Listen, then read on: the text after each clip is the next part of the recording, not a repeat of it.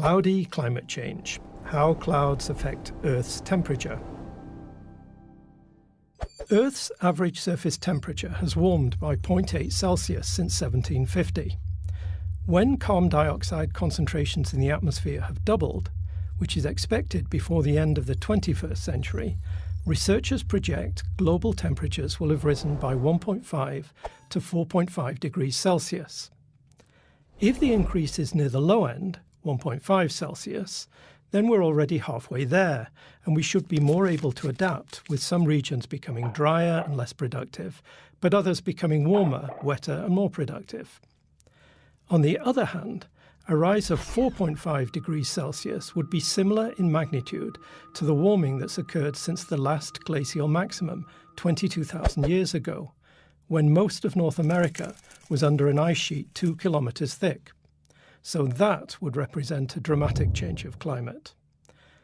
So it's vitally important for scientists to predict the change in temperature with as much precision as possible so that society can plan for the future. The present range of uncertainty is simply too large to be confident of how best to respond to climate change. But this estimate of 1.5 to 4.5 Celsius for a doubling of carbon dioxide hasn't changed in 35 years. Why haven't we been able to narrow it down? The answer is that we don't yet understand aerosols and clouds well enough. But a new experiment at CERN is tackling the problem. In order to predict how the temperature will change, scientists need to know something called Earth's climate sensitivity, the temperature change in response to a radiative forcing. A radiative forcing is a temporary imbalance between the energy received from the sun and the energy radiated back out to space, like the imbalance caused by an increase of greenhouse gases. To correct the imbalance, Earth warms up or cools down. We can determine Earth climate sensitivity from the experiment that we've already performed in the industrial age since 1750, and then use this number to determine how much more it will warm for various projected radiative forcings in the 21st century. To do this, we need to know two things. First, the global temperature rise since 1750, and second, the radiative forcing of the present-day climate relative to the pre-industrial climate. For the radiative forcings, we know that human activities have increased greenhouse gases in the atmosphere, which have warmed the planet. But our activities have, at the same time, increased the amount of aerosol particles and clouds, which have cooled the planet. Pre-industrial greenhouse gas concentrations are well measured from bubbles trapped in ice cores obtained in Greenland and Antarctica, so the greenhouse gas forcings are precisely known. But we have no way of directly measuring how cloudy it was in 1750. And that's the main source of uncertainty in Earth's climate sensitivity. To understand pre-industrial cloudiness, we must use computer models that reliably simulate the processes responsible for forming aerosols and clouds. Now, to most people, aerosols are the thing that make your hair stick, but that's only one type of aerosol. Atmospheric aerosols are tiny liquid or solid particles suspended in the air. They are either primary, from dust, sea spray salt, or burning biomass, or secondary, formed by gas-to-particle conversion in the atmosphere, also known as particle nucleation. Aerosols are everywhere in the atmosphere, and they can block out the sun in polluted urban environments or bathe distant mountains in a blue haze. More importantly, a cloud droplet cannot form without an aerosol particle seed.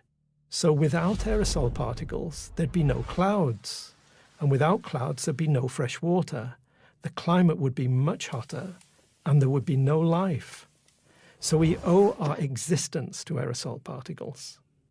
However, despite their importance, how aerosol particles form in the atmosphere and their effect on clouds are poorly understood. Even the vapors responsible for aerosol particle formation are not well established, because they're present in only minute amounts, near 1 molecule per million molecules of air. This lack of understanding is the main reason for the large uncertainty in climate sensitivity and the corresponding wide range of future climate projections.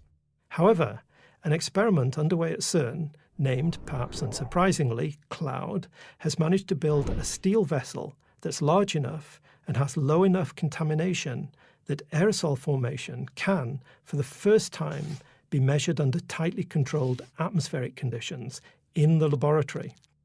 In its first 5 years of operation, Cloud has identified the vapours responsible for aerosol particle formation in the atmosphere, which include sulfuric acid, ammonia, amines, and biogenic vapours from trees. Using an ionising particle beam from the CERN proton synchrotron, Cloud is also investigating if galactic cosmic rays enhance the formation of aerosols and clouds. This has been suggested as a possible unaccounted natural climate forcing agent, since the flux of cosmic rays raining down on the atmosphere varies with solar activity. So Cloud is addressing two big questions. Firstly, how cloudy was the pre-industrial climate, and hence, how much have clouds changed due to human activities? That knowledge will help sharpen climate projections in the 21st century. And secondly, could the puzzling observations of solar climate variability in the pre-industrial climate be explained by an influence of galactic cosmic rays on clouds? Ambitious but realistic goals when your head's in the clouds.